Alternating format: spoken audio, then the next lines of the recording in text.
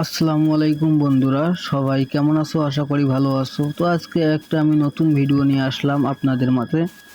তো সবাই ভিডিওতে লাইক কমেন্ট করবেন এবং শেয়ার করে পাশে থাকবেন।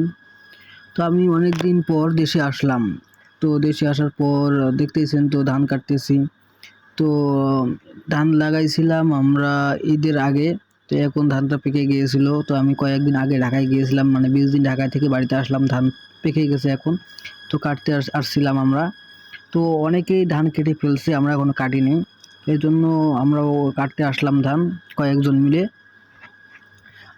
ধান এমন সময় এসেছি, বিকেল টাইমে এসেছি, নয়তো এখানে অনেক প্রচুর রোদে থাকা যায় না। এই জন্য আমরা বিকেলে এসেছি ধান কাটতে।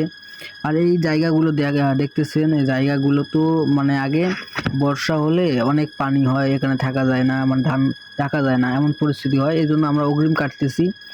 কয়েকদিনের মধ্যেই বৃষ্টি হবে এবং বন্যা হতেও পারে। এই জন্য আমরা অগ্রিম কেটে নিতেছি ধানগুলো। ওই আমাদের ধান দেখতেছেন, ওই আমার বাড়ি দেখতেছেন, সামনে একটা যে লোক দাঁড়ায়, ওর সামনের আমাদের ক্ষেত। তো এই ক্ষেতে আমরা ধান কাটবো। তো ভিডিওটা আপনাদের কেমন লাগে অবশ্যই জানাবেন।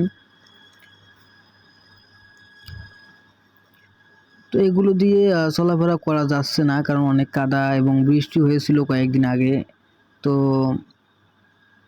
আমরা এখন আমাদের ক্ষেতে যাইতেছি। তো চলে আসলাম আমাদের ক্ষেতে। তো আমরা এখন ধান কাটতেছি। তো এগুলো মাঝে মধ্যে কাটা লাগে, কারণ কৃষিকাজ আমার কাছে অনেক ফেভারিট, ভালো লাগে, কিন্তু সব সময় না, মাঝে মধ্যে করলে ভালো লাগে আর কি।